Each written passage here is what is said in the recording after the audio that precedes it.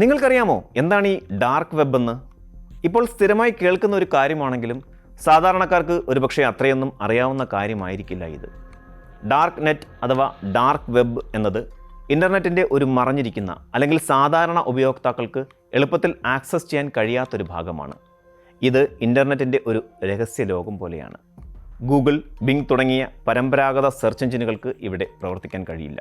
Dark web access ചെയ്യാൻ Tor അഥവാ the onion router അല്ലെങ്കിൽ ഇൻവിസിബിൾ ഇൻ്റർനെറ്റ് പ്രോജക്റ്റ് പോലെയുള്ള ചില പ്രത്യേക സോഫ്റ്റ്വെയറുകൾ ആവശ്യമാണ്.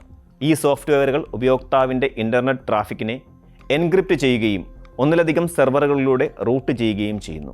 ഇത് ഉപയോക്താവിൻ്റെ യഥാർത്ഥ ഐഡൻറ്റിറ്റിയും ലൊക്കേഷനും മറയ്ക്കുന്നു. ഈ പ്രക്രിയയിൽ ഡേറ്റ ഒരു സവാളയുടെ പാളികൾ പോലെ പല എൻക്രിപ്ഷൻ പാളികളിലൂടെ കടന്നു പോകുന്നു. അതുകൊണ്ടാണ് ടോർ എന്ന പേര് ഒനിയൻ റൗട്ടർ എന്നറിയപ്പെടുന്നത്. ഡാർക്ക് വെബിൻ്റെ പ്രധാന ലക്ഷ്യം ഉപയോക്താക്കൾക്ക് സ്വകാര്യതയും അജ്ഞാതത്വവും ഉറപ്പാക്കുക എന്നതാണ്. എന്നാൽ ഇത് നിയമപരവും നിയമവിരുദ്ധവുമായ പ്രവർത്തനങ്ങൾക്ക് ഒരു വേദിയായി മാറിയിരിക്കുന്നു. ഡാർക്ക് വെബിൻ്റെ ഘടന മനസ്സിലാക്കാൻ ഇൻ്റർനെറ്റിനെ 3 പ്രധാന ഭാഗങ്ങളായി നമുക്ക് തിരിക്കാം: surface web, deep web, dark web എന്നിങ്ങനെ.